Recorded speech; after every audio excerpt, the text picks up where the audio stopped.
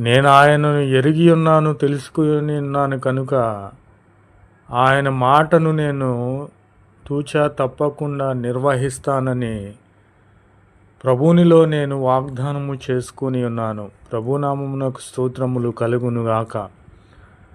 కాబట్టి నా ప్రియమైన సహోదరి సహోదరులారా, మనము దేవుని సంబంధులముగా ఉండాలి. లోక సంబంధులముగా ఉన్న ఎడల దేవుడు మనలను పరలోక రాజ్యములోనికి తీసుకుని వెళ్ళడు.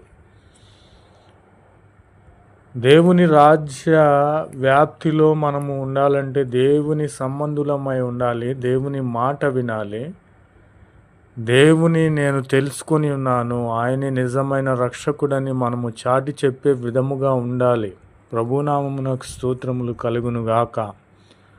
కాబట్టి ఆయన నాకు ఇష్టమైన కార్యము